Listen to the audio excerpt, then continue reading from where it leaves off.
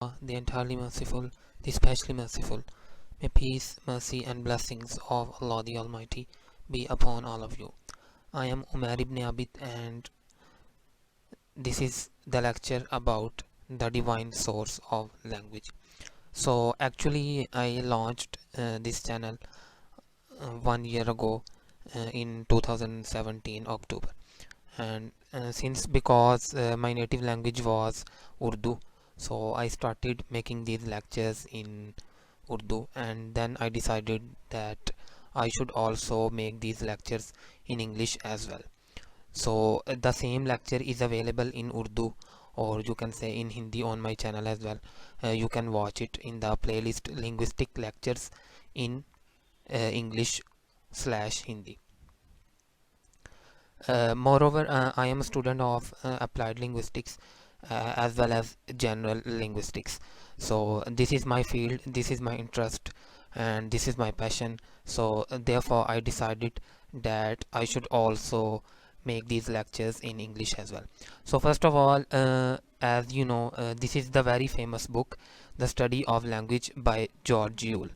And anyone who start to read linguistics, or who want to do something in linguistics, so he or she must read these books.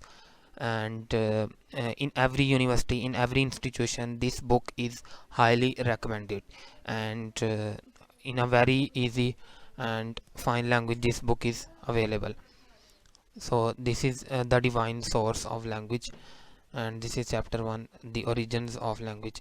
That is, we are going to look at that how the human language has been originated. So there are different theories, and one of these is the divine source of language. So let's start. So first of all, here is the statement of Darwin, and it is the habit of George Yule that in every chapter he brings a statement of a famous writer according to the topic, or according to the label of that chapter. So according to Darwin, the human has developed music, or sounds of music, to communicate with each other before they had acquired the proper language which we are using today. That is, we nowadays we are using words, sentences, and a proper structure. So according to Darwin, he thought that before this language we used music to express our emotions and to communicate with each other. But this Darwin statement has no physical evidence, and this is not proved. So it is just a theory, and it is just a myth. Moreover, now we are going to look at the divine source with the help of different religions, and what are the different theories in different religions about the origin of language. So if we look in the Christianity, so in Christianity, in book of Genesis, so it is written that whatsoever Adam called every living creature, that was the name thereof. That God created Adam, and whatever he says, or whatever he called to a thing, so that was the name of that thing.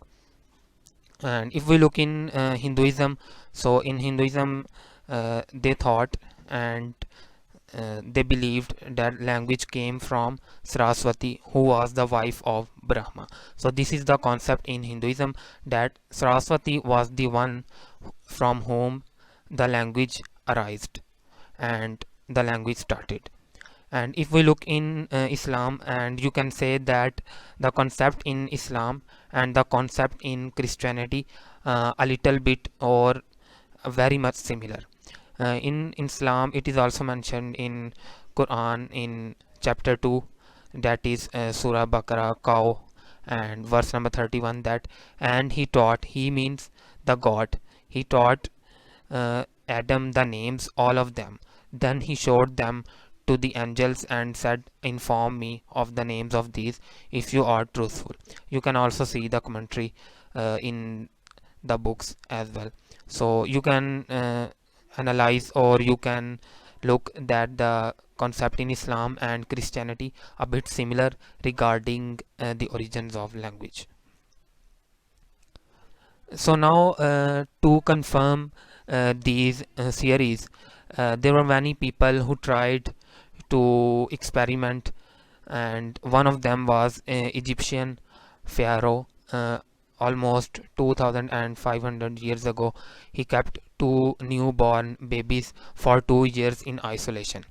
So, and in the company of these two babies, there were only a goat and a mute shepherd. And he thought, Egyptian pharaoh thought, that the Phrygian was the original language because children speak a Phrygian word. For example, actually after 2 years, those children, they speak a word bakos, and this bakos was the word of a language Phrygian. But this is also not proved because in other commentaries it is stated that this cause is a fabrication, and actually the children only spoke this word ba, and it is understood that this word ba is also spoken by gods. So it is clear that this story was also a myth, and the children only speak ba because cause this word was a fabrication, and this was included in only Greek version, and this word cause was not included in other versions of the same story. So only this chunk ba was spoken by children. So it is clear that they acquired this word ba from gods and not from a divine source. Similarly, King James the Fourth of Scotland, almost 1500 years ago, he also conducted a similar experiment, and children spoke Hebrew, and it confirmed the King James thought and King James opinion that the Hebrew was the language of God. So these were different experiments, but none of them was proved, and none of them has any physical evidence. So this is all about an introduction about the divine source of language, that there are different theories and different people tried experiment to confirm that divine source is actually the origin of language. So you may have your own belief, but as a linguist we have to look all of the theories, and we have to look which is the most strongest among these. So this is all about today's lecture, and in the next lecture we are going to look at the natural source and the natural sound source of language. So let's wait, and we will look at that what is the natural sound source of language. And this is our chapter 1, the origins of language, and the book is the study of language. And sorry, I have written it twice here.